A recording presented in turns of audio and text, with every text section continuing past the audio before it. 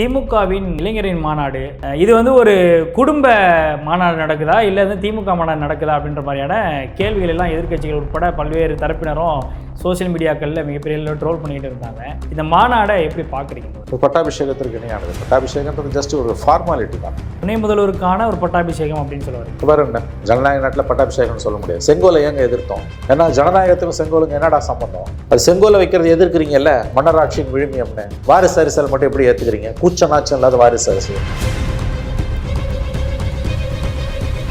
உதவி வந்தார்ல, எம்எல்ஏ ஆனாரு, மந்திரி ஆனாரு. நடிச்சுட்டு இருக்கும்போது நீங்க அரசியலுக்கு வருவீங்க சொன்னாரு. அவர் என்ன சொன்னாரு? சினிமாவில் நடிச்சுட்டு இருக்கும்போது அவர் என்ன சொன்னாரு? நான் வரவே மாட்டேங்க. அப்புறம் எம்எல்ஏ ஆனா நீங்க மந்திரி ஆகலான்னு கேட்கும்போது என்ன சொன்னாரு? நான் ஆக மாட்டேங்க. இன்னைக்கு துணை மந்திரி ஆகும்போது என்ன சொன்னாங்க? வதந்தி. அது எப்படிங்க வதந்தியா இருக்க முடியும்? வதந்தினா நிரந்தர முற்றுப்புள்ளி வைங்க. இப்போ இல்லைன்றது வதந்தின்னு வேணா சொல்லுங்க. அடுத்த தலைமுறை இவ்வளவு தூரம் குடும்ப அரசியல் பண்ற கட்சிக்கு எப்படிங்க ஓட்டு போடும்? இது குடும்ப அரசியல் இல்லையா? நீங்க மனசாட்சியை தொட்டு சொல்லுங்க. நிச்சயமா அந்த ஒரு அது எப்படி சார் நீங்க நியாயப்படுத்துவீங்க? ஸ்டாலின் அதாவது திமுக தரப்புல சொல்லும் பொழுது இது நாங்களே ஏத்துக்கிறோம், உங்களுக்கு என்ன பிரச்சனைன்ற ஒரு நீங்க ஏத்துக்கிறது உங்க political party is a public organization. உங்க கம்பெனியா இருந்தா நான் கேட்க மாட்டேன். a political party is a public organization. ஞாபகம் வச்சுக்கோங்க. என்கிட்ட ஓட்டு கேட்கறல்ல, எனக்கு கருத்து தெரிவிக்கிற உரிமை உண்டு. ஏன்னா நீ என்ன ஆள போறவன், எனக்கான சட்டங்களை நீ ஏற்ற போற. அதை நீ வந்து வாரிசு அரசியலை வச்சுதான் நடத்தணும். அப்புறம் இது ஜனநாயகத்துக்கு என்ன பேரு சொல்லிடுங்க? குடும்ப கட்சின்னு சொல்லிடுங்க. இந்த குடும்பத்துல பிறந்தாதான் எல்லாம் வரும்னு சொல்லிடுங்க. சமூக நீதிக்கான அர்த்தம் என்ன சார்? மூத்த தலைவர்களே அதை அக்செப்ட் பண்றாங்க. யார் அக்செப்ட் பண்ணாலும் தப்புன்ற தம்பி. சமூக நீதினு முழங்குறீங்கல்ல சார், மூச்சுக்கு 300 தூரம் முழங்குறீங்கல்ல. இது சமூக நீதிக்கான போராட்டம்னு பேசுறீங்கல்ல. வாரிசு அரசியல் சமூக நீதியின் விழுமியங்களுக்குள் வருமா வராதா? அது உதயநிதிக்கான மாநாடு தானே. உதயநிதி மகனை கொண்டு வந்து எதுக்கு உட்கார வைக்கிறீங்க? என்ன சொல்ல வரீங்க? அது மெசேஜ் யாருக்கு? கட்சிக்காரனுக்கு. முதலமைச்சரே சொல்லிட்டாரு, உதய இருக்கப்பட்டுக் கொள்ளுங்கள். அவன் உதய இருக்கப்பட்டுறதுக்கு இன்ப நிதியையும் இருக்கப்பட்டிருப்பான். அப்போ அந்த ஃபேமிலி பாலிடிக்ஸ்ன்றது வந்து எஸ்டாப்ளிஷ் ஆகுது, நீக்கமர நிறையுது. பவர் சென்டர்ஸ் வந்து என்ட்ரன்ஸ் ஆகுது. இதுதான் திராவிட மாடல்.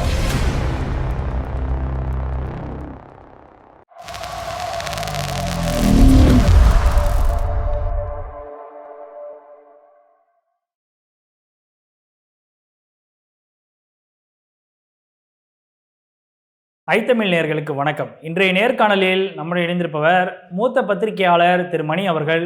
அவரிடம் நடப்பு அரசியல் குறித்து விவாதிக்கலாம். வணக்கம் சார். சார் வணக்கம். எப்படி இருக்கீங்க? நல்லா இருக்கும் சார். திமுகவின் இளைஞரின் மாநாடு, உரிமை மீட்பு மாநாடு அப்படின்னு சொல்லிட்டு மிக பிரம்மாண்டமான முறையில் சேலத்தில் நடத்தியிருந்தாங்க உதயநிதி ஸ்டாலின் அவர்களுடைய தலைமையில். இந்த மாநாட்டில் வந்து பல்வேறு அமைச்சர்கள், எம்பிக்கள் எல்லாருமே வந்து கலந்துக்கிட்டாங்க.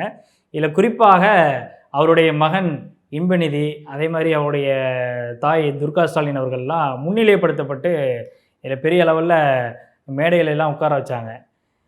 இது வந்து ஒரு குடும்ப மாநாடு நடக்குதா இல்லை வந்து திமுக மாநாடு நடக்குதா அப்படின்ற மாதிரியான கேள்விகள் எல்லாம் எதிர்க்கட்சிகள் உட்பட பல்வேறு தரப்பினரும் சோசியல் மீடியாக்களில் மிகப்பெரிய ட்ரோல் பண்ணிகிட்டு இருந்தாங்க. இந்த மாநாடை எப்படி பார்க்குறீங்க? முதல்ல ஆமாம், இளைஞரணி மாநாடு பட்டாபிஷேகத்துக்கு முந்தின ஒரு நிகழ்வாக பார்க்கப்பட்டது. அதிகாரபூர்வமாக பட்டாபிஷேகம் நடக்கவில்லை. பட் முதலமைச்சர் ஸ்டாலின் அவர்கள் உதயநிதியை இருக பற்றி கொள்ளுங்கள்னு ஓப்பனாகவே பேசிட்டார். ஸோ அதிகார மையம் எங்கே இருக்கிறது என்பதை முதல்வர் அவர்களை தெளிவுபடுத்தி விட்டார். ஸோ கட்சிக்காரன் அதை தெளிவாக அந்த மெசேஜை பிடிச்சிப்பாங்க. இதில் அவங்க திருமதி துர்கா ஸ்டாலின் அவர்கள் முதல்வரின் துணைவியார் மேடையில் இருந்தது. ஏற்கனவே அவங்க இருந்திருக்காங்க, அந்த அம்மா இருந்திருக்காங்க. பட் மகன் இன்பநிதி இருந்தது தான் மெசேஜ் அதில். ஸோ கழகம் ஒரு குடும்பம். அடுத்து உதவிக்கு அடுத்து யார் தலைவர்ன்றதை சுட்டி காமிச்சிட்டாங்க மாநாட்டில். துணை முதல்வர் பதவி தான் வந்து வதந்தின்னு சொல்லிட்டாங்க இப்போதைக்கு. அன்றைக்கு பார்லிமெண்ட் எலெக்ஷன் முடிஞ்சோன்னா வதந்தி உண்மையாகிவிடும்.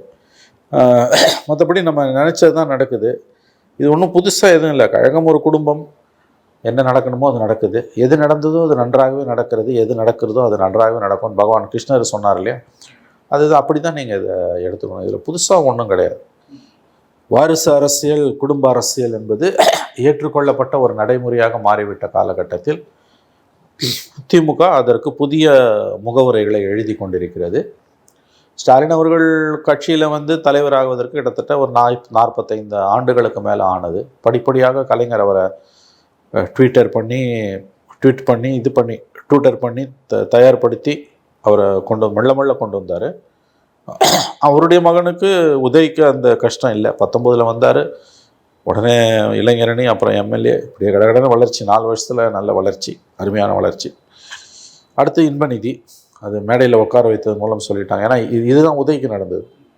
ஸ்டாலின் அவர்கள் மேலேறி படிக்கட்டுகளில் துணை முதல்வராகவும் இளைஞரணி தலைவராகவும் முன்னேறி வரும்பொழுது உதய் அப்பப்போ வந்துட்டு போவார் இந்த மாதிரி.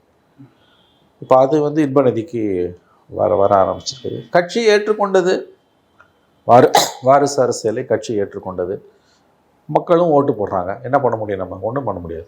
எல்லா கட்சியிலையும் தான் இருக்குன்னுவாங்க, இருக்குது. பிஜேபியில் இல்லையானா பிஜேபியில் இருக்குது. பிஜேபியில் தலைமை பதவியில் மட்டும் இல்லை, இந்த அளவுக்கும் இல்லை. மற்ற எல்லா கட்சியிலையும் நீக்க மரம் நிறைஞ்சிருக்குது. ஷோ ஒரு தடவை சொன்ன மாதிரி அவரோட கேள்வி பதிலில் வரும். நீங்கள் குடும்ப அரசியல் திமுக 2006-11 கலைஞர் ஆட்சியில் நீங்கள் ரொம்ப விமர்சிக்கிறீங்களே திமுகவை குடும்ப கட்சின்னு. எல்லா கட்சியிலையும் தான் குடும்பம் இருக்குது, குடும்ப அரசியல். அதுக்கு அவர் சொல்லுவார், எல்லா கட்சியிலையும் குடும்ப அரசியல் இருக்குது, ஆனால் ஒரு வித்தியாசம், எல்லா கட்சியிலையும் கோஷ்டி அரசியல் இருக்கும், ஆனால் திமுகவில் எல்லா கோஷ்டியும் குடும்பத்துக்குள்ளேயே இருக்கும். அப்படி இப்போ நீங்கள் ஸ்டாலினை பிடிக்கலன்னா அழகிரிக்கிட்ட போயிடலாம், 2 பேரையும் பிடிக்கலன்னா கனிமொழிக்கிட்ட போயிடலாம், 3 பேரையுமே உங்களுக்கு பிடிக்கலன்னா கலைஞர்கிட்ட போயிடலாம். 4 கோஷ்டி இருந்தது. இப்போ அதே மாதிரி பவர் சென்டர்ஸ், இது பேர் கோஷ்டின்னு சொல்லக்கூடாது, அதிகார மையங்கள். முதல்வர் அவர்களே உதயை இறுக பற்றி கொள்ளுங்கள்னு சொல்லிட்டார். முதலமைச்சர் சொல்லிட்டார். அது பட்டாபிஷேகத்திற்கு இணையானது. பட்டாபிஷேகன்றது ஜஸ்ட் ஒரு ஃபார்மாலிட்டி தானே. வாய்மொழியாக மேடை போட்டு முதல்வரே சொல்லிவிட்டார் என்றால் அங்கே இருக்கக்கூடிய மெயின் பவர் சென்டர் யாருன்றதை சிஎம் ஓப்பனாகவே சொல்லிட்டாரு. கட்சிக்காரன் அதை புரிஞ்சுப்பான், அந்த மெசேஜை கட்சிக்காரர்கள் புரிந்து கொள்வார்கள். இது துணை முதல்வருக்கான ஒரு பட்டாபிஷேகம் அப்படின்னு சொல்ல வரீங்களா? வேற என்ன? அடுத்து என்ன? அந்த வார்த்தையை சொன்னால் சில பேருக்கு கோவம் வருது. பட்டாபிஷேகம் என்பது எது? ஒரு ஜனநாயக நாட்டில் பட்டாபிஷேகத்துக்கு இடம் இருக்கலாமா? அது எதுலேருந்து வருது? குடும்பத்திலேருந்து வருது இல்லையா?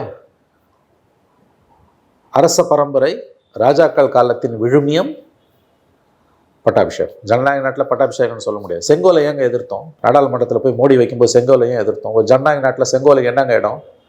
அது இருக்க வேண்டிய இடம் மியூசியம், நாடாளுமன்ற கட்டிடம் கிடையாது. எதிர்த்துமா இல்லையா? சுய மரியாதை உள்ள எந்த ஒரு குடிமகனாவது செங்கோலை ஏற்றுக்க முடியுமா? ஏன்னா ஜனநாயகத்துக்கும் செங்கோலுங்க என்னடா சம்பந்தம்? அது செங்கோலை வைக்கிறது எதிர்க்கிறீங்கல்ல, மன்னராட்சியின் விழுமியம்னு. வாரிசு அரசியல் மட்டும் எப்படி ஏற்றுக்கிறீங்க? கூச்ச நாச்சம் இல்லாத வாரிசு அரசியல். அவர் வரமாட்டார்னு முதலமைச்சர் தானே சார் சொன்னார். சன் டிவி பேட்டியில் சொல்லும்போது முதலமைச்சர், அப்பொழுது எதிர்க்கட்சி தலைவராக இருந்தவர், பப்ளிக் இன்ட்ராக்ஷனில் என் குடும்பத்திலேருந்து யாரும் வரமாட்டாங்கன்னு முதலமைச்சர் சொன்னார். நிச்சயமாக வரமாட்டாங்க அப்படின்னு அழுத்தமாக முதலமைச்சர் சொன்னார். உதய் வந்தார்ல, அதுவும் அந்த வளர்ச்சி ஸ்டீப்பாக இருக்குல்ல. எம்எல்ஏ ஆனார், மந்திரி ஆனார். அவர் நடிச்சுக்கிட்டு இருக்கும்போது நீங்கள் அரசியலுக்கு வருவீங்கன்னு சொன்னார். அவர் என்ன சொன்னார்? சினிமாவில் நடிச்சுக்கிட்டு இருக்கும்போது அவர் என்ன சொன்னார்? நான் வரவே மாட்டேனார். அப்புறம் எம்எல்ஏ ஆனால் நீங்கள் மந்திரி ஆகலான்னு கேட்கும்போது என்ன சொன்னார்? நான் ஆக மாட்டேனார். இன்றைக்கி துணை மந்திரி ஆகும்போது என்ன சொல்கிறாங்க? வதந்தி. அது எப்படிங்க வதந்தியாக இருக்க முடியும்? வதந்தின்னா நிரந்தர முற்றுப்புள்ளி வைங்க. இப்போ இல்லைன்றது வதந்தின்னு வேணால் சொல்லுங்கள். இப்போ ஆவார்ன்றது இப்போன்றதை அடிக்கோடிட்டு காட்டணும். அந்த மாநாட்டில் என்ன நடந்ததுன்னு உங்களுக்கு தெரியும் இல்லையா? நான் மாநாடு தோல்வி வெற்றி, கூட்டம் கலைஞ்சு போச்சு, பிரியாணி சாப்பிட்டான், சீட்டாடினா, அந்த விஷயத்துக்குள்ளெல்லாம் நான் போக விரும்பல. அது எல்லா கட்சி மாநாட்டிலுமே மோரார்லெஸ் நடந்துடும். கூட்டம் சில சமயம் கூடும் கூடாது, அதை பற்றி எனக்கு கவலை இல்லை.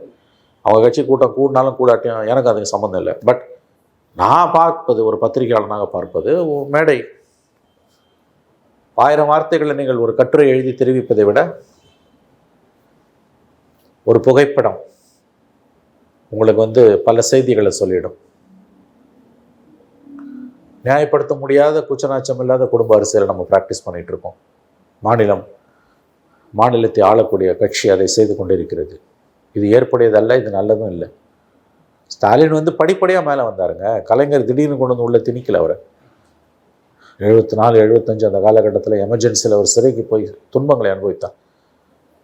அவரை வாரிசு அரசியலின் குறியீடாக முழு அளவில் யாருமே பார்க்கல. ஏன்னா அவரும் மண்ணிலிருந்து, சரியான வார்த்தை, மண்ணிலிருந்து வந்தவர், கஷ்டப்பட்டிருக்கார், இல்லைன்னு யாருமே மறுக்கல. எமர்ஜென்சியில் சிறைக்கு போய் ஃபிசிக்கலாக அசால்ட் ஆகி, அதன் பிறகு படிப்படியாக மேலே எம்எல்ஏவாகி, அதுக்கு பிறகு பதவி போய், அதுக்கு பிறகு மேயராக இருந்து கலைஞர் அவரை கொஞ்சம் கொஞ்சமாக மேலே கொண்டு வந்தார். ஆனால் இது என்ன கதை? நாளைக்கு இன்பநிதிக்கு என்ன கதை? ஆகவே இது பாஜக எதிர்ப்பு என்கின்ற திமுகவின் அந்த உக்கிரமான அரசியலின் கூர்முனையை மழுங்க செய்துவிடும். குடும்ப அரசியல், கூச்சநாச்சம் இல்லாத குடும்ப அரசியல், நியாயப்படுத்த முடியாத வாரிசு அரசியல், மதவாத எதிர்ப்பு, பாஜக எதிர்ப்பு என்கின்ற திமுகவின் அணுகுமுறையை, கொள்கையை முனை மழுங்க செய்துவிடும். உங்களோட மாரல் அத்தாரிட்டியை நீங்கள் இழக்கிறீங்க. தயவு செஞ்சு இதை புரிஞ்சுக்கோங்க. அந்த மாநிலத்தின் நலன் கருதியே நான் இதை ஃபீல் பண்ணுறேன். இன்றைக்கி தமிழ்நாட்டோட பிரதான எதிரி பிஜேபி. வரக்கூடாது. தமிழ்நாட்டுக்குள்ளே பிஜேபி கால் வச்சதுன்னா தமிழ்நாடு நாசமாக போகும். அதை தடுக்கக்கூடிய சக்தி டு அ லார்ஜ் எக்ஸ்டெண்ட் திமுகவுக்கு இருக்குது. நான் உறுதியாக நம்புகிறேன். ஆனால் திமுகவோட இந்த போக்கு, கூச்சநாச்சம் இல்லாத குடும்ப அரசியல், அவர்களுடைய திமுகவுடைய பாஜக எதிர்ப்பின் கூர்முனையை முழங்க செய்யும். மெல்ல மெல்ல பாஜகவோ அல்லது அதற்கு இணையான மற்ற சக்திகளோ, வகுப்புவாத சக்திகள் தமிழக அரசியலில் கால் ஊன்றுவதற்கு அது வழிவகுக்கும். நம்முடைய நண்பர்கள் பல பேர் என்ன சொல்கிறாங்க, பிரதான எதிரி பிஜேபி தான், அதனால் நீ திமுக பற்றி பேசக்கூடாது, திமுகவோட ஊழலையோ வாரிசு அரசியலோ நீ பேசக்கூடாது, ஏன்னா அது மறைமுகமாக பிஜேபிக்கு உதவிடுன்றாங்க. இந்த கருத்து மேம்போக்காக பார்க்கும்போது நியாயமானதாக பட்டாலும் நீங்கள் கொஞ்சம் அறிவை உபயோகப்படுத்தி பார்த்தீங்கன்னா ஆக்சுவலாக situation is other way round, தலைகீழ. நீங்கள் ஃபாசிசத்துக்கு எதிரான போராட்டத்தில், வகுப்புவாத அரசியலுக்கு எதிரான போராட்டத்தில் கூடிய வரைக்கும் ஒழுக்க சீலர்களாகவும் நேர்மையானவர்களாகவும் ஊழல் கரைப்படியாதவர்களாகவும் இது எல்லாத்தையும் விட குடும்ப அரசியல் செய்யாதவங்களாகவும் இருக்கணும். இது எல்லாத்தையும் நாங்கள் செய்வோம், கூச்ச நாச்சம் இல்லாமல் குடும்ப அரசியலில் பண்ணுவோம், வாரிசு அரசியலில் பண்ணுவோம், 4 தலைமுறையை கொண்டு வந்து மேடையில் உட்கார வைப்போம், எவ்வளோ வேணால் நாங்கள் சம்பாதிப்போம், இதை நீ எதிர்த்து பேசினா பிஜேபி நீ ஆதரிக்கிறன்றது தவறான வார்த்தை. எப்படின்னா, திருவாளர் பொதுஜனம் அவன் கண்ணு முன்னால் பார்க்குறது குடும்ப அரசியலும் ஊழலும் தான். வகுப்புவாத அரசியல் என்பது கண்களுக்கு புலப்படாதது. அதை புரிஞ்சுக்கோங்க. பிஜேபியோட அஜெண்டா உங்களால் கண்களுக்கு புலப்படாதது. அவன் மெல்ல மெல்ல எப்படி பிரெயின் வாஷ் பண்ணுவான், அந்த வகுப்புவாத அரசியல் உங்களை அறியாமலே உங்கள் ரத்தத்தில் ஏறும். இந்த எதிரி கண்ணுக்கு முன்னால் தெரிகிற எதிரி ஊழலும் குடும்ப அரசியலும். ஆனால் பிஜேபின்ற எதிரி கண்ணுக்கு தெரியாத எதிரி. பிஜேபி தான் பிரதான எதிரி. நான் இன்னைக்கும் சொல்கிறேன், என்றைக்கும் சொல்லுவேன், அதில் எந்த மாற்று கருத்தும் இல்லை. ஆனால் அது வளராமல் இருக்கணும்னா நீ கொஞ்சமாவது யோகியனாக இருக்கணும். நாங்கள் குடும்ப அரசியல் பண்ணுவோம், வாரிசு அரசியல் பண்ணுவோம், ஊரை கொள்ளடிப்போம், ஆனால் பிஜேபி வந்துடுவோம்னா இது நீங்கள் தான் வழிவகுக்கிறீங்க. இதெல்லாம் தான் ராஜபாட்டை போட்டு கொடுக்குறது. குடும்ப அரசியலும் ஊழலும் வாரிசு அரசியலும் கூச்ச நாச்சம் இல்லாமல் அதை நியாயப்படுத்துவதும் பிஜேபிக்கு தமிழகத்தில் ரத்தன கம்பளத்தை விரித்து அவர்களை உள்ளே வரவேற்று உட்கார வைக்கப் போகிறது. இதுதான் நடக்க போகுது. நீங்கள் இப்படிலாம் பண்ணிங்கன்னா அது நடக்கும். அதனால தான் இதை வேணான்றோம். இவங்க தலைகீழ பேசுகிறாங்க. இல்லை, திமுகவில் பொதுவாகவே குடும்ப அரசியல் பண்ணுறாங்கிற விமர்சனத்தை தான் ஆரம்ப காலகட்டத்திலேருந்து அதிமுக பிரதானமாகவே எடுத்து பிரச்சாரம் பண்ணிகிட்டு இருக்காங்க. ஆனால் பெரிய அளவில் திமுகவில் ஒரு மிகப்பெரிய அளவில் ஒரு பிளவு அப்படின்ற வகையில் இந்த ஒரு காரணத்துக்காக வந்ததாக பெருசாக தெரியல. அப்போ இதெல்லாம் பாஜகவுடைய வளர்ச்சிக்கு வழிவகுக்குன்னு எந்த வகையில் நம்ம நம்புறது? ஏங்க, மக்களை வச்சு நான் முடிவு பண்ணுறேங்க. அன்றைக்கி வைகோ 93 வெளியில் போனாருங்க. கலைஞரை கொலை பண்ணுறதுக்கு திட்டம் போடுறாருன்னு வைகோ தூக்கி வெளியில் போட்டாங்க திமுகலேருந்து. வைகோ என்ன சொன்னார், மகனோட வளர்ச்சிக்கு நான் தடையாக இருக்கேன்ட்டு என்னை தூக்கி வெளியில் போடுறாங்கன்னாரு. இன்றைக்கி அதே வைகோ அவங்க கூட நிற்கிறாரு. அரசியல் ரீதியாக செல்வாக்கு இழந்து போன வைகோ, அது வேற. அடுத்த தலைமுறை இந்த இவ்வளோ தூரம் குடும்ப அரசியல் பண்ணுற கட்சிக்கு எப்படிங்க ஓட்டு போடும்? நியூ ஓட்டர்ஸ் திமுக எப்படிங்க வருவோம்? நீங்கள் பெரியார், அண்ணா, கலைஞரை சொல்லிலாம் இனிமேல் ஓட்டு கேட்க முடியாது. ஃப்ரெஷ் ஓட்டர்ஸ், 18 வயசு பையன், new age man or new age girl, mobile பார்க்குறவன், அவன் பார்க்குற திமுக இந்த திமுகங்க. உதயநிதி, இன்பநிதி திமுக. அவன் கலைஞரோ அண்ணாவோ அவனுக்கு தெரியாது. இன்பநிதியும் உதயநிதியும் பார்க்குறவங்க எப்படிங்க இடப்படுவான்? இது குடும்ப அரசியல் இல்லையா? நீங்கள் மனசாட்சியை தொட்டு சொல்லுங்கள். இது அப்பட்டமான வாரிசு அரசியல் என்பது நீங்கள் ஒப்புக்கொள்கிறீர்களா இல்லையா? நீங்கள் சொல்லுங்கள். நிச்சயமா அந்த ஒரு அப்போ அதை எப்படி சார் நீங்கள் நியாயப்படுத்துவீங்க? ஸ்டாலின் ஒரு ப்ராசஸ்ல, அதாவது திமுக தரப்புல சொல்லும் பொழுது இது நாங்களே ஏற்றுக்கிறோம், உங்களுக்கு என்ன பிரச்சனை? நீங்கள் ஏற்றுக்கிறது உங்கள் ஒரு political party is a public organisation. உங்கள் கம்பெனியாக இருந்தால் நான் கேட்க மாட்டேன். இது டிவிஎஸ் கம்பெனியாக இருந்ததுன்னா, சிம்சன் கம்பெனியாக இருந்ததுன்னா, சரவணா ஸ்டோர்ஸ் தான் நான் கேட்க மாட்டேன். அது உங்கள் பிரச்சனை சார்.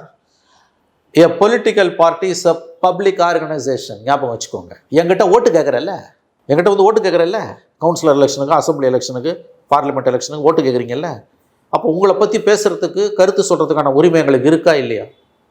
உனக்கு ஓட்டு போடுறதுக்கு மட்டும் இல்லை, உன் கட்சியை நீ எப்படி நடத்துறதுக்கான கருத்து சொல்கிற உரிமை எனக்கு இருக்குது. உங்கள் கட்சின்னா திமுக மட்டும் சொல்லலை, எல்லா பொலிட்டிக்கல் பார்ட்டியும் நான் சொல்கிறேன். அதனால தான் சொன்னேன், எ political party especially in electoral politics, தேர்தல் களத்தில் இருக்கக்கூடிய, தேர்தல் அரசியலில், வாக்கு வங்கி அரசியலில் இருக்கக்கூடிய ஒரு அரசியல் கட்சி என்பது அடிப்படையில் அது ஒரு பொது ஸ்தாபனம். சட்டப்படி பேசாத, தார்மீக ரீதியாக பேசுங்க. நான் சொல்றது உண்மையா இல்லையா? எ political party which is in electoral politics is nothing but a public organisation. எனக்கு கருத்து தெரிவிக்கிற உரிமை உண்டு. ஏன்னா நீ என்ன ஆள போறவன், எனக்கான சட்டங்களை நீ ஏற்ற போற, அதை நீ வாரிசு அரசியலை வச்சு தான் நடத்தணும். அப்புறம் இது ஜனநாயகத்துக்கு என்ன பேரு சொல்லிடுங்க. குடும்ப கட்சின்னு சொல்லிடுங்க. இந்த குடும்பத்தில் பிறந்தாதான் எல்லாம் வரும்னு சொல்லிடுங்க. சமூக நீதிக்கான அர்த்தம் என்ன சார்? மூத்த தலைவர்களே அதை அக்செப்ட் பண்றாங்க. யார் அக்செப்ட் பண்ணாலும் தப்புன்ற தம்பி. நீங்க திரும்ப திரும்ப அவங்க அக்செப்ட் பண்றாங்க, இவங்க அக்செப்ட் பண்றாங்க நீங்க சொல்றீங்க. நான் சொல்றேன் பப்ளிக் அக்செப்ட் பண்ண மாட்டான், அக்செப்ட் பண்ண கூடாது. அடுத்த தலைமுறை இதை அக்செப்ட் பண்ண கூடாது. கேள்வி கேட்கணும். சமூக நீதின்னு பேசுறீங்கல்ல, சமூக நீதியோட நீட்சியில குடும்ப அரசியல், வாரிசு அரசியல் கேள்விக்குறி ஆக்கப்படுமா, ஏற்றுக்கொள்ளப்படுமா? நீங்க சொல்லுங்க. நிச்சயமாக கேள்விக்குறிக்குள்ள. அப்புறம் சமூக நீதினு என்ன? ஒரு ஜாதியிலேருந்து வரவனுக்கு மட்டும்தான் எல்லாம், மற்றவனுக்குலாம் எதுவும் இல்லை, ஆதிக்க சாதிகள் தான் எல்லாத்தையும் அனுபவிச்சான், எல்லாரும் அனுபவிக்கணும்னு நீ சொல்றல்ல. சமூக நீதி தான் எங்க கொள்கை, திராவிட இயக்கத்தோட கொள்கைன்னு மூச்சுக்கு 300 தடவை முழங்குறீங்கல்ல. இன்னைக்கு உங்க குடும்பத்திலேருந்து தான் எல்லாரும் வராங்கன்னா அது சமூக நீதி கோட்பாட்டுக்கு எதிரானதா ஆதரவானதா? நீங்க சொல்லுங்க. நிச்சயமா அது எதிரானது தான். அப்புறம் அங்கேருந்து ஆரம்பிங்க விவாதத்தை. எவன் ஏற்றுக்கிறான் ஏற்றுக்கலன்றதை பற்றி கவலை இல்லை நமக்கு. திமுகவுள்ள இருக்கிறவன் ஏற்றுக்கிறானா ஏற்றுக்கல, எம்எல்ஏ ஏற்றுக்கிறாரா, எம்பி ஏற்றுக்கிறாரா, சீனியர் மோஸ்ட் லீடர் ஏற்றுக்கிறாரா, ஜூனியர் மோஸ்ட் மந்திரி ஏற்றுக்கிறாரா, நேற்று சேர்ந்தவன் ஏற்றுக்கிறானா, நாளைக்கு சேர போகிறவன் ஏற்றுக்கிறான், அதெல்லாம் வேணாம் சார். ஆஸ் அ கான்செப்ட் பேசுங்க சார். சமூக நீதினு முழங்குறீங்க இல்லை சார், மூச்சுக்கு 300 தடவை முழங்குறீங்கல்ல, இது சமூக நீதிக்கான போராட்டம்னு பேசுறீங்கல்ல. வாயை திறந்தா அதான, காலைல எழுந்திரிச்சு பள்ளித்துக்கு ஆரம்பிச்சா படுக்க போகிற வரைக்கும் சமூக நீதி பேசுறீங்கல்ல. வாரிசு அரசியல் சமூக நீதியின் விழுமியங்களுக்குள் வருமா வராதா? நிச்சயமா அந்த விழுமியங்களுக்குள்ள தான் வரும். அப்போ அதுக்கு பதில் சொல்லுங்க சார். எப்படி சார் நியாயப்படுத்துவீங்க? எப்படி நியாயப்படுத்துவீங்க? சரி, ஸ்டாலினாவது ப்ராசஸில் வந்தார் சார். எப்படி கலைஞர் அவரை எப்படி கொண்டு வந்தார்? அடிமட்ட தொண்டர். ஏன்னா அந்த காலத்தில் சார் திமுகவில் ஸ்டால்வார்ட்ஸ் இருந்தாங்க, மிகப்பெரிய தலைவர்கள் இருந்தாங்க. அண்ணாவோட இருந்தவங்க இருந்தாங்க. அண்ணா மறைவுக்கு பிறகு 50 தலைவர்களாக இல்லாமல் இருந்தவங்களில் பலர் இருந்தாங்க. ரொம்ப ரொம்ப மேன்மையான மனிதர்களாகவும் மாநிலம் முழுவதும் தங்களுடைய கால்களால் நடந்து நடந்து நடந்து கட்சியை பலப்படுத்தியவர்கள், தமிழுக்காகவும் தமிழ்நாட்டின் உரிமைகளுக்காகவும் மாநில உரிமைகளுக்காகவும் போராடிய அருமையான தலைவர்கள் இருந்தார்கள். குறைகள் உண்டு அவர்களிடம், ஆனால் அவர்கள் அருமையான தலைவர்கள். தங்கள் கால்களால் மாநிலம் முழுவதையும் அவர்கள் அளந்திருக்கிறார்கள். கலைஞர் அதனால் தாம் மகனை திடீர்னு பேராசூட் பண்ணல. அந்த காலகட்டத்தில் கலைஞர் நினச்சிருந்தா கூட இறக்கி இருக்க முடியாது. அவ்வளோ பெரிய லீடர்ஸ் இருந்தாங்க. நெடுஞ்செழியன், அன்பழகன், மன்னை நாராயணசாமி, மதியழகன், வேற இப்போ நம்ம அன்பில் மகேஷ் இருக்காரு, அவங்க தாத்தா அன்பில் தர்மலிங்கம். கலைஞர் போனார்னா திருச்சியில் அவரை தான் காரில் கூட வச்சுட்டு சுற்றுவார். அன்பில் தர்மலிங்கம், பேராசிரியர் அன்பழகன், இந்த மாதிரி சொல்லிக்கிட்டே போகலாம். அவ்வளோ பெரிய தலைவர்கள் எல்லாம் யாரு? ஜாம்பவான்கள். முள்ளமா ஸ்டாலினா கலைஞர் கொண்டு வரார். 89 எம்எல்ஏவா அவரார். 2 வருஷம் கவர்மெண்ட் போயிடுது. 96 நல்லா கவனிங்க, ஒரு மேயராக தான் ஆக்குனார், அமைச்சராக வைக்கல. 2006 தான் அமைச்சராக்குறாரு, அப்புறம் துணை முதலமைச்சராக்குறாரு. ஸோ அந்த growth படிப்படியாக இருக்குது.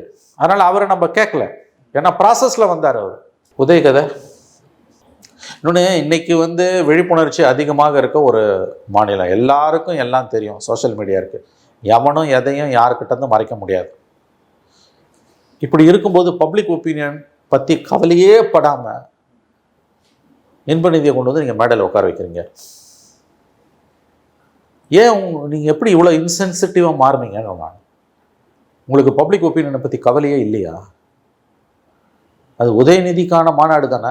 உதயநிதி மகனை கொண்டு எதுக்கு அங்கே உட்கார வைக்கிறீங்க? என்ன சொல்ல வரீங்க? அது மெசேஜ் யாருக்கு? கட்சிக்காரனுக்கு. முதலமைச்சரே சொல்லிட்டாரு, உதய இருக்க பற்றி கொள்ளுங்கன்னு. அவன் உதய இருக்கப்பட்டுறதுக்கு இன்ப நிதியையும் இருக்கப்பட்டிருப்பான். அப்போ அந்த ஃபேமிலி பாலிட்டிக்ஸ்ன்றது எஸ்டாப்ளிஷ் ஆகுது, நீக்கமர நிறையுது. பவர் சென்டர்ஸ் என்ட்ரன்ஸ் ஆகுது. பவர் சென்டர்ஸ் என்ட்ரன்ஸ் ஆகுது. இதுதான் திராவிட மாடலா? இதுக்கு பதில் சொல்லாமல் நீங்கள் சமூக நீதி திராவிட மாடல்னு பேசுகிறதுலாம் அபத்தமானது. இதை விமர்சிக்கிறவங்களெல்லாம் எதிரியாக பார்க்காதீங்க. இப்படிலாம் பேசுகிறதால பிஜேபி நாங்கள் ஆதரிக்கிறோம் நீங்கள் பிரச்சாரம் பண்ணுவீங்க, விஷம பிரச்சாரம். உங்களுடைய தொங்கு சதைகளை உசுப்பி விட்டு இணையத்தில் இருக்க கூலிப்படைகளை ஏவி விட்டு பண்ணுவீங்க. ஆனால் உண்மை வேறு. கேட்குறது ஒரே ஒரு சிம்பிள் கொஸ்டின். சமூக நீதி பேசக்கூடிய ஒரு கட்சி வாரிசு அரசியலை ப்ராக்டிஸ் பண்ண முடியுமா? அப்படி ப்ராக்டிஸ் பண்ணதுன்னா சமூக நீதி பேசுவதற்கான தார்மீக உரிமையை, தகுதியை அந்த கட்சி இழக்கிறது. பாமரனுக்கு புரிகிற மொழியில் சமூக நீதின்றது என்ன? எல்லாருக்கும் எல்லாம், எல்லாருக்கும் சம வாய்ப்பு, சமூக நீதியோட அர்த்தமே அதான். அதானே. இப்போ வாரிசு அரசியல் ப்ராக்டிஸ் பண்ணுறீங்க, தலைமை பொறுப்புகள்னா அதுக்கு டிஃபீட் ஆகுதில்ல, அந்த பர்பஸே டிஃபீட் ஆகுதில்ல. நான் சொல்கிற தப்புனா சேலஞ்ச் பண்ணுங்க. இப்போ இது அடுத்த கட்டமாக இது எந்த அளவுக்கு திமுகவுடைய இந்த மாநாடு மூலமாக அடுத்த கட்டமாக இது எந்த அளவுக்கு நகரும்னு நினைக்கிறீங்க? பாராளுமன்ற தேர்தலுக்கு இது இப்போ மிகப்பெரிய அளவில் கை கொடுக்கும்னு நினைக்கிறீங்களா? இல்லைங்க, ரிசல்ட்லாம் இது பாதிப்பை ஏற்படுத்தும்லாம் நான் நம்பலைங்க. ரிசல்ட்டில் வந்து டிஎம்கே, காங்கிரஸ், லெஃப்ட் அலையன்ஸ் வந்து பெரிய அளவில் ஜெயிச்சுருவாங்க. அதிலெல்லாம் பெரிய பாதிப்பு இருக்காது. பார்லிமெண்ட் எலெக்ஷனில் எந்த பாதிப்பும் இருக்காது. இன்னும் சொல்லப்போனால் அவங்க 35-36 சீட்டுக்கு மேலே ஜெயிச்சு கூட வரலாம். கிட்டத்தட்ட 2019 மாதிரி தான் ரிசல்ட் வரும்னு நான் நம்புகிறேன். அது வேறு. எலக்ட்ரல் பாலிடிக்ஸில் இப்போதைக்கு இது பாதிப்பை ஏற்படுத்தாது. அதன் பிறகு என்ன, அசம்பிளி எலெக்ஷனில் என்ன, அசம்பிளி எலெக்ஷனில் மிகப்பெரிய கண்டிப்பாக அசம்பிளி எலெக்ஷனில் இவங்க இதுக்கான பாதிப்பை எதிர்கொண்டே ஆகணும். இந்த ரிசல்ட்டை கூட விட்டுருங்க சார், என்னது இதுன்றான். ரிசல்ட்டை வச்சு பேசுறது ஒரு மெத்தடு, அதை விடுங்க ஒரு பக்கம். அதில் இவங்க தான் ஜெயிக்க போகிறாங்க, எனக்கு மாற்று கருத்து இல்லை. பார்லிமெண்ட்டை பொறுத்தவரைக்கும் அசம்பிளி வேறு கதை. அந்த அந்த ஆஸ்பெக்டை ஒதுக்கி வச்சுடுங்க. இது என்ன மெசேஜை நீங்கள் கொடுக்குறீங்க? ஏன்னா இன்றைக்கி இந்தியாவில் நடந்து கொண்டு இருப்பது வெறும் அரசியல் மட்டும், தேர்தல் அரசியல் மட்டும் இல்லைங்க. வகுப்புவாத அரசியல் வந்து வேரூன்றி இருக்கிறது. அதுவும் ராமர் கோயில் திறந்த பிறகு பெரும்பான்மை மதவெறி தலைவிரித்து ஆடுகிறது. பெரும்பான்மை மதவெறியின் தாக்கம் கணிசமான அளவுக்கு இல்லாமல் இருக்கக்கூடிய 2 மாநிலங்கள், ஒன்று தமிழகம், ஒன்று கேரளம். நாம் பெருமைப்படுகிறோம். ஆனால் வாரிசு அரசியலை நீங்கள் அளவு கடந்து ப்ராக்டிஸ் பண்ணிங்கன்னா வகுப்புவாத அரசியல் கால் நுழைப்பது என்பது தவிர்க்க முடியாது. அதனால தான் இவ்வளோ விவாதம் வருது. லாங் டேர்மில் என்ன பண்ண போகிறீங்க? நான் வந்து I am concern only about BJP. தமிழ்நாட்டில் பிஜேபி கால் பதிக்காமல் இருக்கிறதுக்கு நம்ம என்ன செய்யணும்? இதுதான் சர்வகாலமும் நான் யோசிக்கக்கூடியது, என்ன பாதிக்கக்கூடியது, என்ன ஒழுக்கக்கூடியது. உங்களுக்கும் அப்படி தான் நான் நம்புகிறேன். உங்களை அறியாமலோ அறிஞ்சோ அது உங்களுக்கு ஒரு பெரிய கேள்வியோ உள்ளுக்குள்ளே இருந்துகிட்டே இருக்கும். தமிழ்நாட்டில் உள்ள பெரும்பாலான மனிதர்களுடைய அரசியல் விழிப்புணர்வு உள்ளவர்களுடைய மனங்களை பெரிய அளவில் ஆக்கிரமித்திருக்கக்கூடிய விஷயம் பாஜகவின் தாக்குதலிலிருந்து நாம் எப்படி தப்பி பழைப்பது. நாம்னா தமிழர்கள். அதுக்கு நம்ம கையில் இருக்க மிகப்பெரிய கேடையும் திமுக இல்லையா? அரசியல் ரீதியாக அவங்க தான் தடுக்க முடியும். ஆனால் நான் 1000 பேசலாம், நீங்கள் பேசலாம், அவர் பேசலாம், நான் பேசுகிறத அவர் கேட்கலாம். நான் போய் களத்தில் ஒன்றும் செய்ய முடியாது, நான் பேசிட்டு போயிடுவேன். இந்த எலக்ட்ரல் பாலிடிக்ஸில் தடுக்கிறது யார்? அந்த பொலிட்டிக்கல் ஃபைட்டை முன்னால் கொண்டு போகக்கூடியது திமுக தான் பண்ண முடியும் இல்லையா? ஆஸ் அ பொலிட்டிக்கல் பார்ட்டி அவங்க தான் ஃபைட் பண்ண முடியும். அங்கே இவ்வளோ பெரிய குறைகள் இருக்கும்போது அது ஏன் பிரச்சனையாகவும் மாறுது, சமூகத்தோட பிரச்சனையாக மாறுது. அதனால தான் இவ்வளோ பேசும். நிச்சயமாக பல்வேறு கேள்விகளுக்கு ரொம்ப தெளிவாக பதில் சொன்னீங்க. எங்களுடைய அரங்கிற்கு வந்து நேர்காணல் அளித்ததற்கு மிக்க நன்றி சார். நன்றி கிலோ.